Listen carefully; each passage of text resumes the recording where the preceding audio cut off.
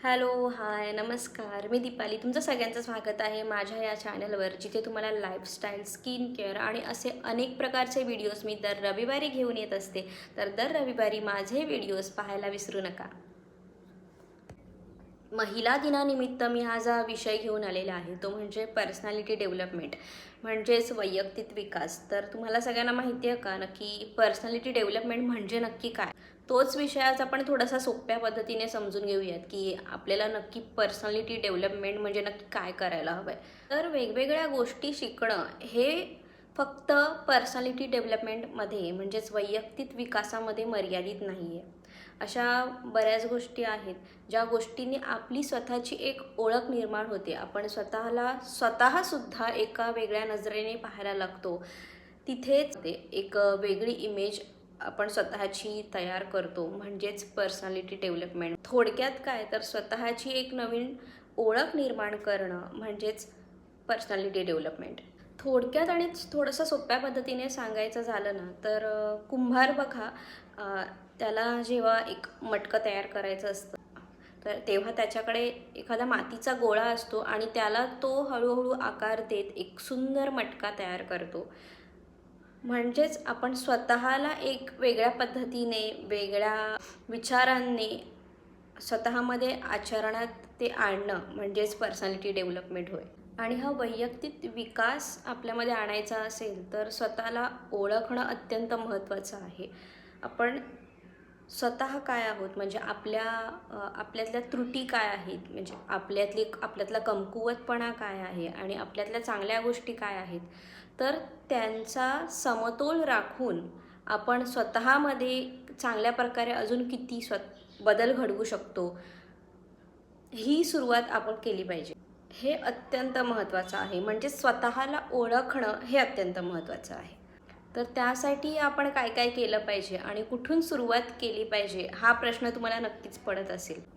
तर तसं जसं मी तुम्हाला सांगितलं की आपल्यातली स्ट्रेंथ आपण ओळखणं गरजेचं आहे. त्याचसोबत आपल्यातला कमकुवतपणा म्हणजे आपण कुठे कमी पडतोय, आपण कुठे कमजोर पडतोय, आपण कोणत्या गोष्टींमध्ये कमकुवत आहोत असं आपल्याला वाटतं. तर ह्या सगळ्या गोष्टी ओळखणं गरजेचं आहे. त्यानंतर स्वतःच्या वेळेची किंमत करणं गरजेचं आहे. कारण आपण सगळ्यांसाठी, आपल्या स्त्रियांमध्येच तो एक स्वभाव आहे की आपण घरातल्या सगळ्यांसाठी वेळ देतो, पण स्वतःला वेळ द्यायला मात्र विसरतो. तर स्वतःला वेळ देणं हे अत्यंत गरजेचं आहे. दुसरं म्हणजे आपण नकार द्यायला शिकलं पाहिजे. कारण आपण घरातल्यांसाठी बऱ्याच गोष्टींना दरवेळी आपल्या मनाविरुद्ध होकार देतो आणि हे आपण खरंच कुठेतरी चुकत असतो. म्हणजे आपल्या मानसिकतेवर सुद्धा त्याचा परिणाम होतो. कारण अशा बऱ्याच गोष्टी असतात जिथे आपल्याला नाही म्हणायचं आहे, पण आपण म्हणतच नाही. आपल्या कुठल्या घरातल्या कामांविषयी असेल किंवा काय, सगळ्या जबाबदाऱ्या जर का आपण एकटीनेच घेणार असू तर मग आपण स्वतःला वेळ कधी देणार. म्हणायचा उद्देश हाच आहे की प्रत्येक गोष्टीला हो म्हणण्याची गरज नसते. की आत्ता मला हे जमणार नाही आहे, नेक्स्ट टाईम बघू, किंवा तू ॲडजस्ट करून घे, इट्स ओके, की ह्या गोष्टी करून थोडासा स्वतःला वेळ देणं हे महत्त्वाचं आहे. तसंच नकारात्मक विचारांना प्रोत्साहन देणं हे सुद्धा आपण स्वतः स्त्रियाच करत असतो. तुम्ही पाहिलं असेल जेव्हा आपल्याला कधी वेळ मिळत असेल, निवांत आपण बसलेले असू, तर आपण सगळे दुःखी विचार डोक्यात आणतो आणि मग त्याच्यामुळे हे स्वतःवर इतका ताण घेतो. पण ह्या गोष्टी टाळून आपण स्वतःला आवडतील त्या गोष्टी मी कधी करेन, तर हा विचार आपण कधीच मनात आणत नाही. मग ते कलेचे विषय असू शकतात, म्हणजे जसं चित्रकला करणं किंवा पेंटिंग्स करणं, विणकाम करणं आणि अशा बऱ्याच वेगवेगळ्या गोष्टी ज्या तुम्हाला आवडतात करायला, त्या मी कधी करेन हा आपण विचार कधी करतो का? हे सगळे छंद जोपासणं या गोष्टी आपण केल्या पाहिजेत. कारण हे जेव्हा करतो ना तेव्हा बघा आपल्यात स्वतःमध्ये एक आनंद निर्माण होतो. म्हणजे आपण त्या गोष्टी आनंदाने करतो आणि आपले जे निगेटिव्ह थॉट असतात ना ते थोड्या वेळासाठी आपण विसरायला लागतो. कारण आवडीच्या गोष्टी करत असताना आपल्यामध्ये एक आनंद निर्माण होतो. तर त्यासोबतच हा एक सगळ्यात महत्त्वाचा विषय आहे, तो म्हणजे कम्युनिकेशन स्किल्स.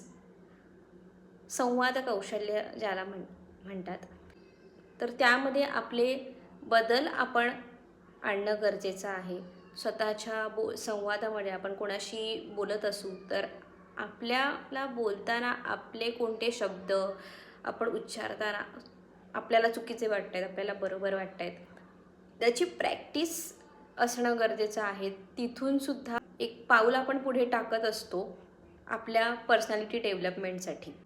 म्हणजेच आपल्याला आपले कोणते विचार मांडायचे असतील तर ते स्पष्टपणे बोलणं तितकंच महत्त्वाचं आहे आणि शांतपणे आपले विचार मांडणं हे तितकंच महत्त्वाचं आहे. त्यासोबतच आपण जेव्हा बोलत असताना आपली बॉडी लँग्वेज कशी बोलते हे सुद्धा महत्त्वाचं आहे. हो, आपलं शरीरसुद्धा एका वेगवेगळ्या पोझिशनमध्ये बोलतच असतं. कारण समजा तुम्हाला एखादी गोष्ट समजावून एखाद्याला सांगायची असेल, ती जर का तुम्ही ताठ न बसता असं वाकून बसून किंवा कसंही मरगळलेलं असं बसून तुम्ही जर का एखादा विषय आपण बोलत असू, तर आपल्या विषयाला समोरची व्यक्ती तितकी व्हॅल्यू देईल का, हे महत्त्वाचं आहे.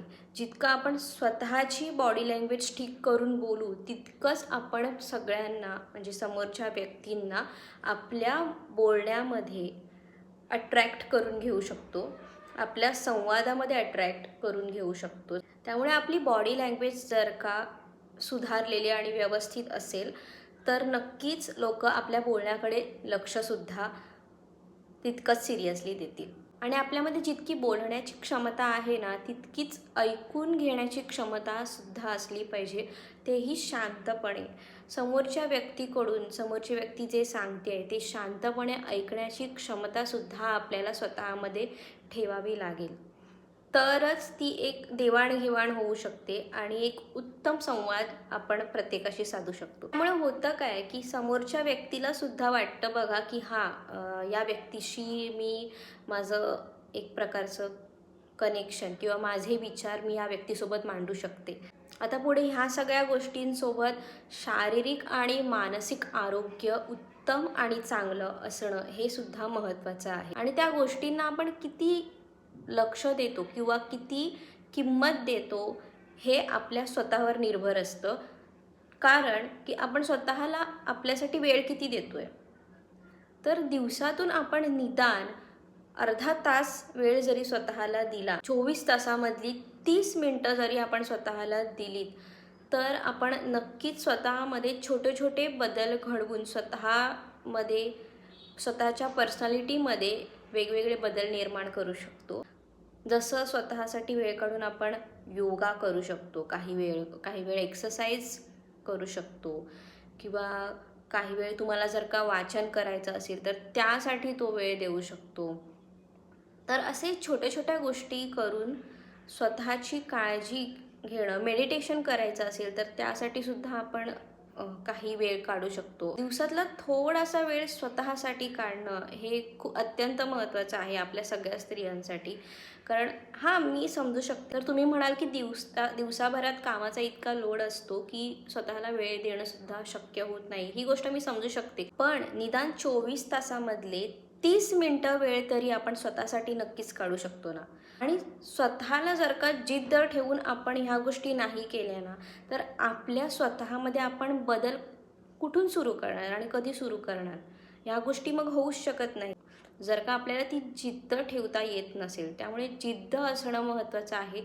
तरच तुम्ही स्वतःवर प्रेम करायला लागा. आणि प्रत्येक स्त्रीने स्वतःसाठी वेळ हा नक्कीच काढला पाहिजे. सांगण्याचं तात्पर्य हेच आहे की मानसिक आणि शारीरिक गोष्टी आपल्याला चांगल्या ठेवायच्या असतील तर अशा काही गोष्टी या सगळ्या वेळ काढून आपण केल्या पाहिजेत. जसं एक्सरसाइज, योगा, मेडिटेशन आणि अशा बऱ्याच वेगवेगळ्या गोष्टी, ज्या ॲक्टिव्हिटीज ज्याला म्हणतो आपण, त्यामुळे आपलं मानसिक आणि शारीरिक हे स्टेबल राहतं. त्याचसोबत आपलं स्वतःचं शरीर सुदृढ बनतं. हे सुद्धा एक प्रकारचं वेगळं टॅलेंट आहे की इतका सगळा लोड असूनसुद्धा आपण स्वतःकडे लक्ष देतो. आणि अशा गोष्टी जर का आपण केल्यात ना, तर बाकी आपले जे मित्रपरिवार असेल किंवा आपल्या मैत्रिणी असतील त्यासुद्धा आपल्याला फॉलो करायला लागतात की माझी मैत्रीण इतक्या सगळ्या लोडमधून सुद्धा स्वतःला वेळ देते आणि इतकी छान राहते. तर ह्या सगळ्या गोष्टी जिद्दीने आपण स्वतःसाठी करायला हव्यात. त्याचसोबत मानसिक आणि शारीरिक सुदृढ राहण्यासाठी ही सुद्धा एक महत्त्वाची गोष्ट आहे, ती म्हणजे आपली पुरेशी झोप. पुरेशी झोप असणं सुद्धा तितकंच महत्त्वाचं आहे. त्याबरोबरच आपलं लक्ष आपल्या आहाराकडे सुद्धा असलं पाहिजे. ते म्हणजे हिरव्या भाज्या आपण जास्त खाल्ल्या पाहिजेत, फळभाज्या जास्त खाल्ल्या पाहिजेत. आयर्न आणि विटामिन्स जे मिळतात ते पोषक द्रव्य आपल्या शरीराला मिळणं हे सुद्धा तितकंच गरजेचं आहे. आहार ठीक असेल तर आपलं शरीर स्वस्थ असेल, आपली स्किन चांगली असेल आणि आपण लोकांसमोर स्वतःला उत्तम प्रकारे प्रेझेंट करू शकतो. आता येते ती गोष्ट जी आपल्या जीवनामध्ये अत्यंत महत्त्वाची आहे, जी म्हणजे आपल्या आजूबाजूला आपण कशा प्रकारची लोकं आपल्यासोबत ठेवतोय.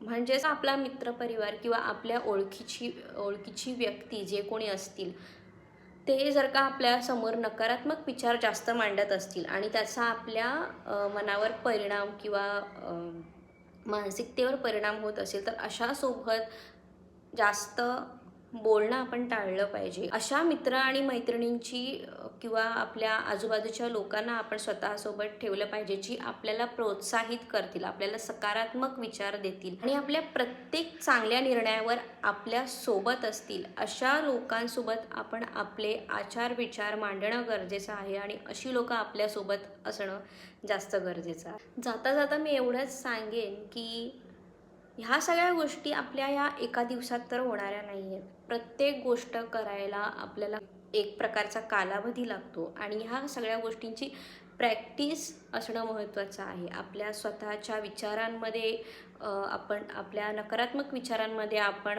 नियंत्रण आणणं किंवा आपली कौशल्य आपण जोपासणं, आपल्याला ज्या चांगल्या गोष्टी आवडतात त्या करणं, या सगळ्या गोष्टींना एक प्रकारची प्रॅक्टिस करून प्रत्येक दिवशी आपण वेगवेगळ्या गोष्टी करण्याचा प्रयत्न करणं हे महत्त्वाचं आहे. तर प्रयत्न करत राहत तरच आपल्यामध्ये एक उत्तम बदल घडू शकतो आणि लोक आपल्याकडे एका वेगळ्या नजरेने बघू शकतात, हे महत्त्वाचं आहे.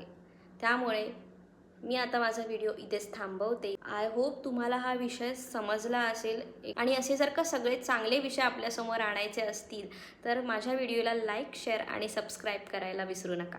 Thank you so much.